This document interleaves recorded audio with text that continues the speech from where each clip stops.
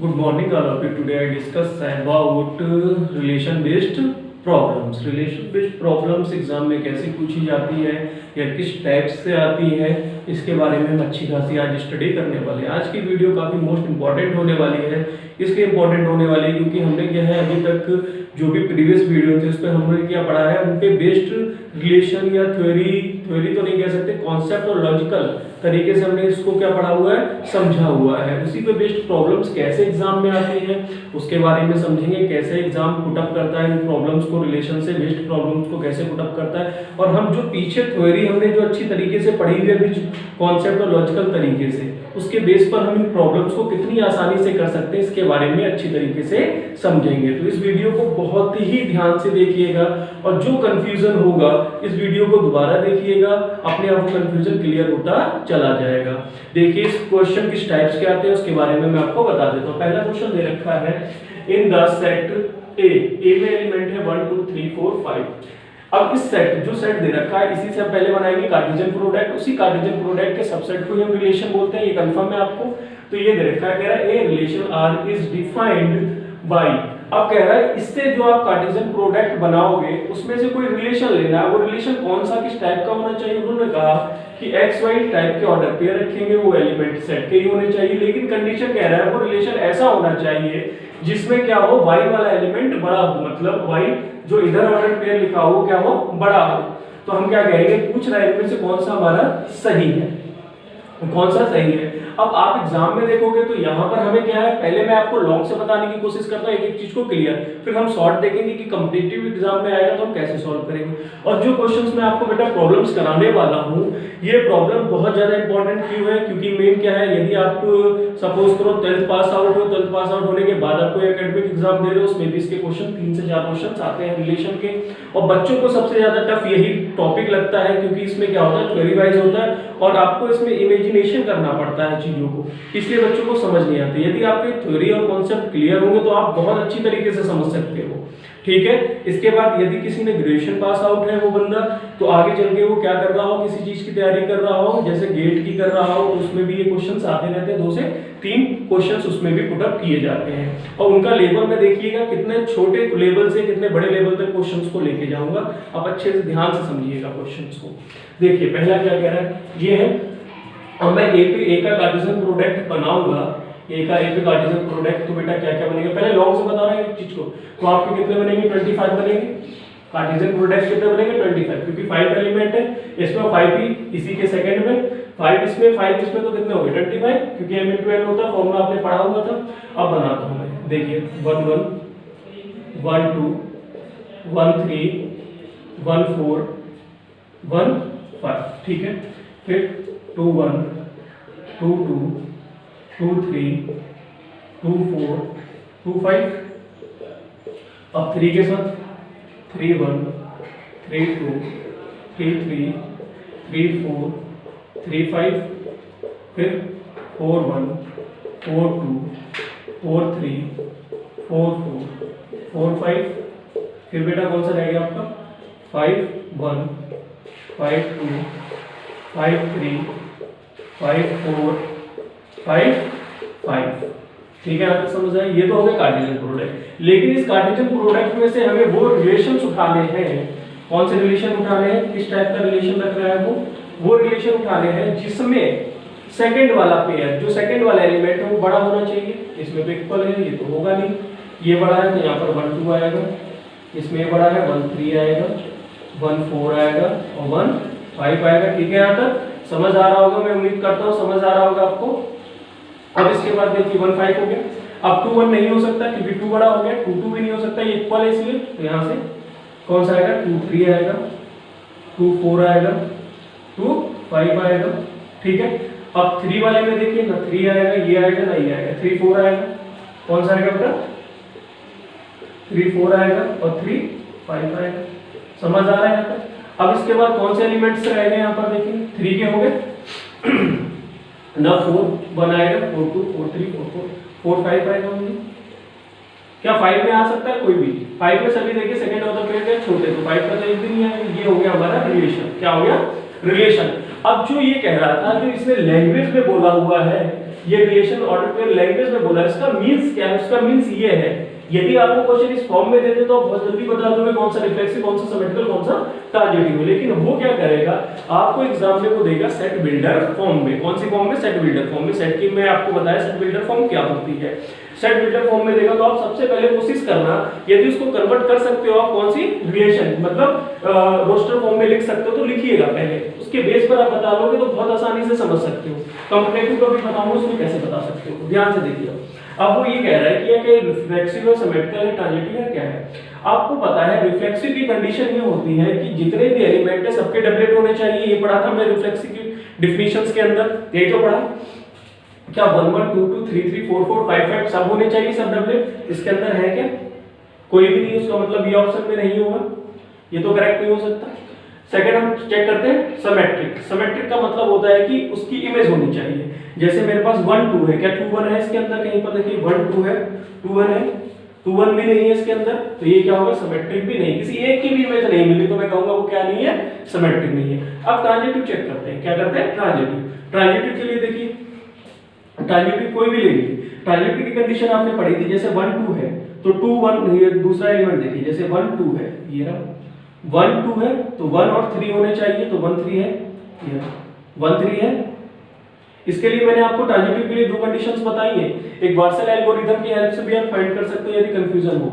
1 3 है, देखिए 1 3 है तो 1 2 होना चाहिए आपके पास, 1 2 भी है 1 2 भी है। 1 4 देखिए 1 4 है आपके पास, 1 4 तो 4 पहले एलिमेंट पर यहाँ पर है तो 1 और 5 होना चाहिए, 1 5 भी है आपके पास। तो सभी एलिमेंटों पे आप स्टडी करोगे तो आपको ये मिलेगा कि ये रिलेशन क्या है, ट्रांजिटिव है। यदि आपको लग रहा है ये कंफ्यूजन है, मैं ऐसे फाइंड नहीं कर पा रहा हूं, तो आप वाटसन एल्गोरिथम मैंने जो बताया उसकी हेल्प से बहुत आसानी से फाइंड कर सकते हो, ठीक है। तो ये रिलेशन जो क्या है, सभी एलिमेंटों में हमने स्टडी करें तो हमें क्या मिला, वो ट्रांजिटिव रिलेशन। कौन सा मिला, ट्रांजिटिव। जिसका ऑप्शन कौन सा सही हो गया, ट्रांजिटिव। अब एग्जाम में आता है, सपोज करो आपको देखते ही आंसर कैसे बताने हैं सही है गलत है, तो आपको पता है यहाँ कंडीशन क्या, इक्वल की कंडीशन तो है नहीं। जब इक्वल की कंडीशन नहीं है तो दोनों एलिमेंट जो है वो कभी भी क्या हो सकते हैं, बराबर तो होंगे नहीं, बराबर नहीं होंगे। जैसे मैं डबलेट तो कभी आ ही नहीं सकता 1 1 2 2। अब मैं आपसे कहूं कि जैसे मैं देखते ही काट देता, क्योंकि इसमें डबलेट कभी नहीं आ सकते, क्योंकि दोनों नंबर एक दूसरे के बराबर हो सकते हैं, कभी छोटे बड़े नहीं होते। जैसे मैं कहूं 2 2 है, ये इक्वल तो है, ये नहीं कहोगे कि आप ये लेस है, ठीक है, इसलिए डबलेट तो कभी नहीं होगा। दूसरी कंडीशन ये सिमेट्रिक इसलिए नहीं होती, जैसे मैंने कहा बस इसमें 2 बड़ा है, इसका उल्टा तो कभी नहीं हो सकता कि मैं ये कह दूं कि भाई 2 और ऐसे लिख दूं, ये भी कभी नहीं हो सकती कंडीशन, क्योंकि 2 क्या है, बड़ा है, 1 छोटा है, तो ये भी नहीं होता। तो कौन सा रह जाता है, ट्रांजिटिव। ट्रांजिटिव के बेस पर आप बता देते हैं रिलेशन कौन सा हमारा ट्रांजिटिव रिलेशंस है, ठीक है। ये नोट कीजिए, फिर मैं सेकंड क्वेश्चन बताता हूं आपको।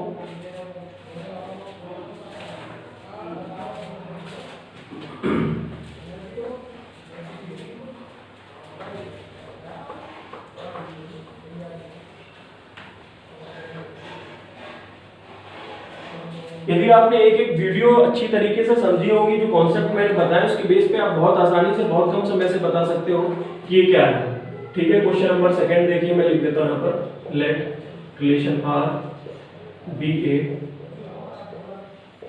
Relation on the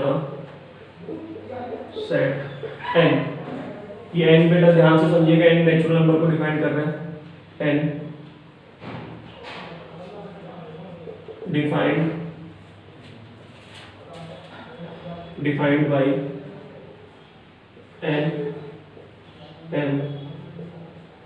n is a factor of m, then r is, पहला ऑप्शन आपको दे रखा है इसमें रिफ्लेक्सिव एंड सिमेट्रिक, दूसरा दे रखा है ट्रांजिटिव एंड सिमेट्रिक, तीसरा दे रखा है इक्विवेलेंस रिलेशन, और डी आपको दे रखा है reflexive transitive but not symmetric. अब ध्यान से देखिए क्या कह रहा है क्वेश्चन, ध्यान से समझने की कोशिश कीजिएगा। ये कह रहा है कि a relation R be a relation on the set N. N मतलब बोलते हैं नेचुरल नंबर, किसको बोलते हैं, नेचुरल नंबर। डिफाइंड बाय ये। आपने पीछे सेट की एक वीडियो देखी होगी नंबर सिस्टम में, आपको मैंने बताया है नेचुरल नंबर क्या होते हैं। Every positive number is called a natural number, या दूसरी डिफिनेशन ये कह सकते हैं every countable number is called a every counting number is called a natural number, ठीक है, जिसमें पॉइंट की वैल्यू नहीं आती है। और कहां से स्टार्ट होते हैं? 1 से स्टार्ट होते हैं। अब आपको क्या करना है, जो अभी रिलेशन जो हमें डिफाइन करना है, जैसे अभी पिछले क्वेश्चंस में हमें दे रखा था सेट ए बराबर कुछ दे रखा था, सेट ए बराबर एलिमेंट। अब इसमें सेट ए बराबर नेचुरल नंबर कहते हैं। नेचुरल नंबर में तो बहुत सारे नंबर होंगे, इनफाइनाइट नंबर होंगे। क्या होंगे? इनफाइनाइट से नंबर होंगे। अब आप क्या करोगे, अब सबके क्या बना सकते हो आप, उसको उसमें तो लिख नहीं सकते रोस्टर फॉर्म में अलग अलग सेपरेट करके, तो बहुत टाइम लगेगा। तो आपको कॉमन सेंस लगाना है, चीजों को इमेजिनेट क्या करना है, माइंड में सेट करना है कैसे होंगी। देखिएगा अब यहाँ पर कह रहा है कि n is a factor of n, जो n है वो m का फैक्टर है, n जो है वो m का फैक्टर है। फिर कह रहा है इनमें से कौन सा रिलेशन हमारा सही है। अब ध्यान से देखो क्या करना है आपको, जैसे मैंने नेचुरल नंबर ही ले लिया, वो नंबर भी नेचुरल होने चाहिए। और उसके बाद जब आप क्या कर रहे हो, फैक्टर का मींस होता है, मैं कहूँ 8 के फैक्टर बताओ, 8 के फैक्टर, तो आपका हो गया 1 हो गया, 8 हो गया, 2 हो गया, 4 हो गया, यही तो बताओगे 8 के फैक्टर। फैक्टर मतलब जिससे उसमें भाग चला जाए, पूरा पूरा भाग चला जाए। अब सपोज करो इसमें से मैंने एक एलिमेंट ले लिया 4, एक ले लिया, सपोज करो 4 और एक ले लिया 2, एक ऑर्डर पेयर ये ले लिया, और इसी का अपोजिट 2 और 4 ले लिया, ठीक है। अब हम जैसे सपोज करो हम किसकी बात करते हैं, रिफ्लेक्सिव की बात करते हैं। रिफ्लेक्सिव में सेम आते हैं। जब मैं 2 से 2 को डिवाइड करूंगा, 2 को 2 से डिवाइड करूंगा, 2 का फैक्टर होगा तो 1 आएगा। तो ऐसा कोई भी नंबर नहीं होगा जो उसका फैक्टर करना हो। जैसे मैंने अभी आपसे कहा 8 का फैक्टर बताओ, तो आपने कहा 1 होगा, 8 होगा।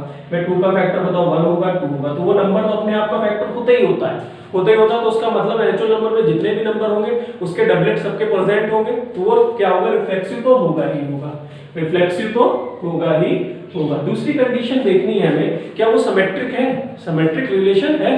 जैसे मैंने कहा आपसे कि 4 और 2 है, तो मैं 4 जो होता है, 4 को मैं 2 से डिवाइड करूं तो 2 ही आया, डिवाइड करने पर 2 ही तो आया, उसका मतलब क्या हो गया, 2 इसका फैक्टर है। यदि मैं इसका अपोजिट कर दूं, अपोजिट करने का मतलब 2 ऊपर हो गया, 4 नीचे हो गया, डिवाइड करो तो क्या आएगा, 1/2 आ रहा है। ये तो इसके अंदर होगा नहीं, नेचुरल नंबर के अंदर तो आता नहीं 1/2, मतलब 2 को हम 4 का फैक्टर नहीं कह सकते, लेकिन 4 को 2 का फैक्टर कह सकते हैं, ठीक है। ये समझ आ रही है चीजें आपको। यदि हम 4 में 2 का डिवाइड करें तो हमें नेचुरल नंबर मिल रहा है, लेकिन 2 में 4 का डिवाइड करें तो नेचुरल नंबर नहीं मिल रहा है। इस बेस पे हम कह सकते हैं जो हमारा रिलेशन दे रखा है सिमेट्रिक रिलेशन नहीं होगा। अब देखिए इसमें सिमेट्रिक रिलेशन किसमें नहीं है, इसमें सिमेट्रिक कह रहा है, इसमें भी सिमेट्रिक कह रहा है, तो ना ये होगा ना रिलेशन ये होगा। जब सिमेट्रिक ही नहीं है तो इक्विवेलेंस भी नहीं होगा। कंडीशन आपको पता है इक्विवेलेंस के लिए 3 कंडीशन होती है, रिफ्लेक्सिव, सिमेट्रिकल और ट्रांजिटिव। तो उसके बाद अब ये रह गया, तो रिफ्लेक्सिव है हमारा, ट्रांजिटिव भी होगा, और ये क्या है, ये है। तो ये हम ट्रांजिटिव इसलिए चेक नहीं करेंगे क्योंकि हमें कंडीशन नहीं मिल रही है दूसरी, तो ऑप्शन में भी यही रह गया, तो यही ऑप्शन आपका क्या होगा, करेक्ट होगा, ठीक है। करिए नोट, ये भी मोस्ट इंपॉर्टेंट क्वेश्चन है। देखिए कितनी आसानी से क्वेश्चंस हो जाते हैं, ठीक है। देखिए थर्ड क्वेश्चन क्या है, आपको एकदम इजी वे में लगेंगे यदि आपने एक वीडियो को अच्छी तरीके से समझा होगा, और मैंने बहुत चीजों को बेसिक से बताने की कोशिश करी है, जिस बेस पर आप इन क्वेश्चनों को बहुत आसानी से कर सको, ठीक है। थर्ड देखिए, थर्ड भी इंपॉर्टेंट क्वेश्चन है।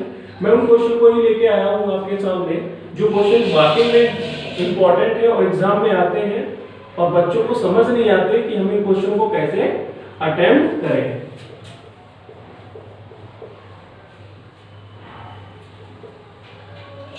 ये लिखा है let L denote the set of all straight line. बेटा ये शॉर्ट में लिख दे रहा हूं, ये लिखा है straight line in a plane let relation R defined by R alpha relation beta,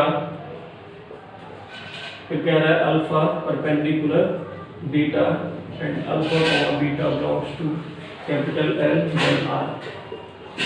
then R is, पहला ऑप्शन दे रखा है आपको R, B दे रखा है S, C दे रखा है T और D दे रखा है नन ऑफ दीस। पहला रहेगा रिफ्लेक्सिव, सिमेट्रिक, ट्रांजिटिव, और लास्ट दे रखा है नन ऑफ दीस। अब ध्यान से देखिएगा ये क्वेश्चन कैसे होगा। बहुत ही ध्यान से देखिएगा। अब कह रहा है L is capital L is the node of the all straight line. अब स्ट्रेट लाइन L क्या है, जितनी भी आप स्ट्रेट लाइन खींच सकते हो उन सभी का सेट को हमने क्या बोल दिया, कैपिटल L बोल दिया।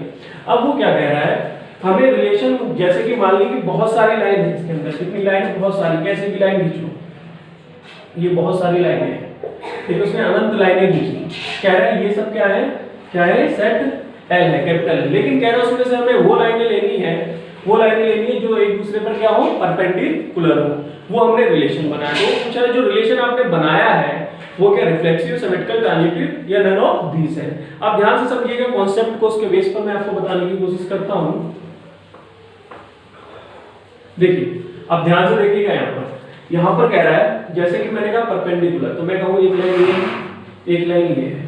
क्या दो लाइन, सेम लाइन, दो सेम लाइन एक दूसरे पर परपेंडिकुलर हो सकती, सेम लाइन, दोनों सेम लाइन, ये भी L है, ये भी L है, ये दोनों लाइन क्या जिससे एक दूसरे पर क्या हो, परपेंडिकुलर हो सकती है, सेम लाइन कभी नहीं हो सकती, ये याद रखिएगा।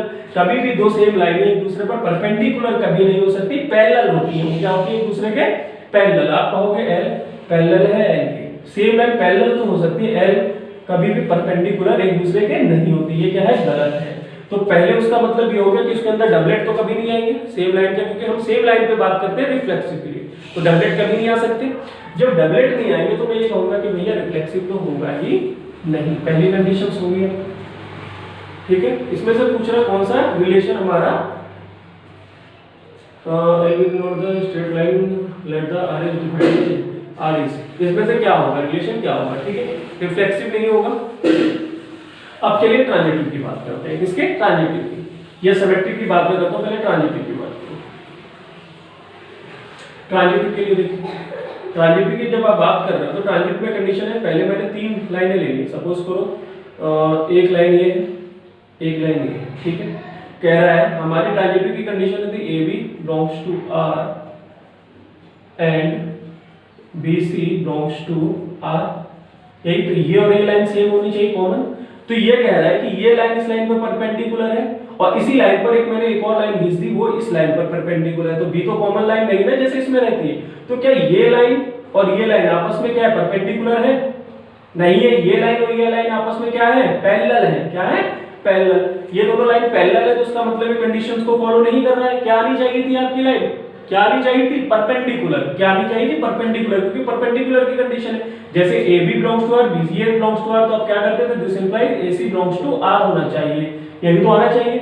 मतलब पहले ये और ये लाइन इस कंडीशन को फॉलो कर रहे हैं, ये और ये लाइन इस कंडीशन को फॉलो कर रहे हैं, लेकिन ए और सी इस कंडीशन को फॉलो कहां कर रहा है, ये भी लंब होने चाहिए ना एक दूसरे पे, तो ये क्या है, परपेंडिकुलर है। इस रीजन से आप कहोगे ये भी नहीं है, ठीक है। अब सिमेट्रिक की बात करते हैं। सिमेट्रिक का मतलब क्या होता है, एक दूसरे की इमेज, मैं कहूं ये लाइन, ये वाली लाइन इस लाइन के पैरेलल है, या मैं ये कहूं ये वाली लाइन इस लाइन के पैरेलल है, बात तो दोनों की सेम ही है ना। नीचे वाली को दूसरे के पैरेलल कर लो, उसको उसके पैरेलल कर, मतलब परपेंडिकुलर कर लो, सॉरी गलत हो गया बेटा, सॉरी, परपेंडिकुलर की कंडीशन है। मैं कहूं कि ये और ये लाइन, एक लाइन एक लाइन ये, मैं कहूं कि ये वाली लाइन इस पे परपेंडिकुलर है, या ये कहूं ये वाली लाइन इस पे परपेंडिकुलर है, बात तो एक ही परपेंडिकुलर पर, इमेज तो होगी ना परपेंडिकुलर पे। नीचे वाली को उसके परपेंडिकुलर बोल दो, इस वाली लाइन के परपेंडिकुलर, या इसको इसके परपेंडिकुलर बोल दो, इमेज पे कोई फर्क नहीं पड़ेगा, क्योंकि ए बी और हमें क्या लाना होता था, बी ए, तो उल्टा करेंगे तो कोई फर्क नहीं पड़ेगा। उसका मतलब रिलेशन क्या है, सिमेट्रिक रिलेशन है। उम्मीद करता हूं समझ आ रहा होगा आपको। नहीं समझ आ रहा है तो इस वीडियो को दोबारा देखिए, क्वेश्चंस को दोबारा देखिए, अपने आप चीजें क्लियर होती चली जाएंगी, ठीक है। करिए नोट।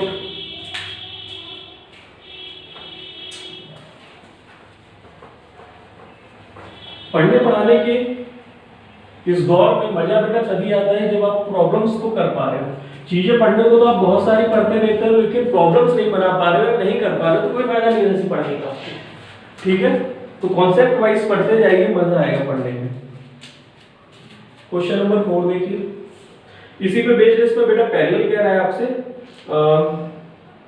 मैं लिख देता हूं, चलिए, लेट एल इसी टाइप का L be the set of all straight line in the X Y plane, ठीक है। Two line L and L2 are said to be related by R if L1 is parallel to L2, then the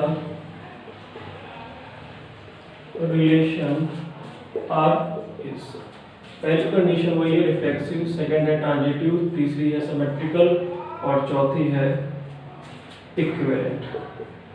ठीक है, ध्यान से समझिएगा। अब ये क्या कह रहा है, ध्यान से देखिए। कह रहा है कि हमें क्या है, एल वही स्ट्रेट लाइन है, स्ट्रेट लाइन के अंदर एक्स वाई प्लेन में है। एक्स वाई प्लेन आप जानते होंगे, ये तीन एक्सिस होती हैं, ये हो गया एक्स ये वाई और ये जेड। इस बात की बात कर रहे हैं, इसमें बहुत सारी लाइनें होंगी, कैसे भी हो सकती है। पहले लाइन की बात कर रहा तो आप ऐसे ही खींचोगे, ठीक है, ये याद रखिएगा, ये पहले लाइन। अब पहले लाइन की बातें कर रहे हैं तो पहले लाइन में ध्यान से देखो, ध्यान से समझिए। पीछे वाले कॉन्सेप्ट को क्लियर हुआ होगा तो आप इस पे बहुत आसानी से बता सकते हो। अब इस पे क्या कह रहा है आपसे, पैरेलल लाइन है, दो लाइन पैरेलल है तो पैरेलल की कंडीशन अभी मैंने बताया वो रिफ्लेक्सिव होगी। दो लाइन रिफ्लेक्सिव है क्योंकि दो सेम लाइन क्या हो सकती है, पैरेलल तो ऑलवेज हो सकती है, तो रिफ्लेक्सिव तो होगा ही होगा। ठीक है, सेकंड ट्रांजिटिव की कंडीशंस। ट्रांजिटिव के लिए भी मैंने क्या कहा, एक लाइन ये है, एक लाइन ये लाइन इसके पैरेलल है और इसी के एक और लाइन में पैरेलल खींच दो। ये सपोज करो ये है, ये बी है, ये सी है, ए बी बीसी के पैरेलल है, बीसी सी ए के पैरेलल है, तो मैं कहूंगा ए और सी आपस में पैरेलल ही है, ए और सी आपस में पैरेलल है ही है, तो ये ट्रांजिटिव भी होगा। सिमेट्रिकल की कंडीशंस क्या है, सिमेट्रिकल में इसकी इमेज होनी चाहिए, ये इसके पैरेलल, ये इसके पैरेलल, कोई कंडीशन में फर्क नहीं पड़ेगा, ये भी होगा, तो उसका मतलब हमारा रिलेशन क्या होगा, इक्विवेलेंस रिलेशन होगा। होने को ये भी है, ये भी है, ये भी है, लेकिन आप ऑप्शन पे किस पे टिक करोगे, इक्विवेलेंस पे, क्योंकि तीनों कंडीशन को कौन कंटेन कर रहा है, ई कर रहा है, तो आपका ऑप्शन कौन सा हो जाएगा सही, ई वाला। कौन सा सही हो जाएगा, इक्विवेलेंस रिलेशन। कौन सा कहोगे, इक्विवेलेंस रिलेशन हमारा इसका करेक्ट आंसर। करिए note.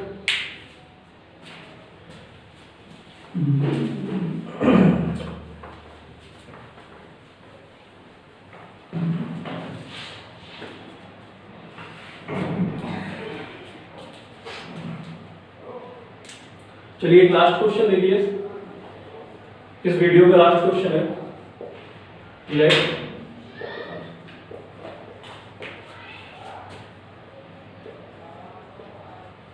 A is set of all children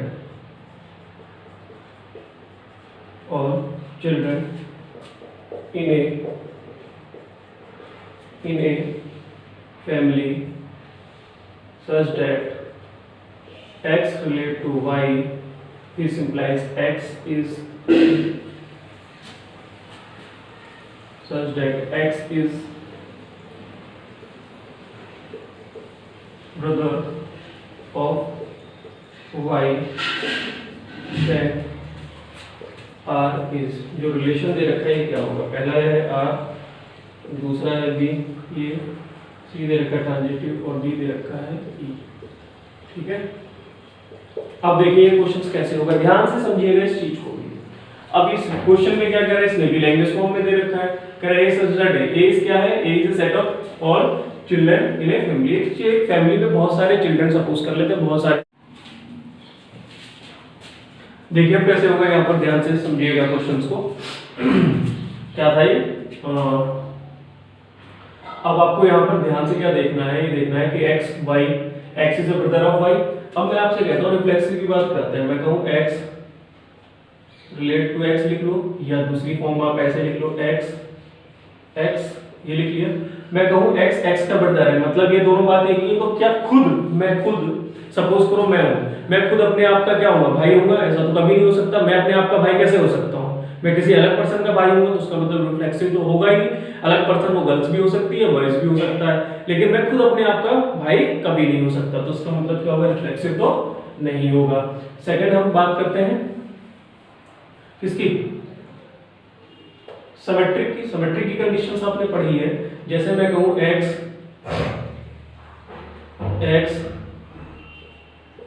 जो x है y का, जो y है, जो x है वो y का क्या है, भाई है।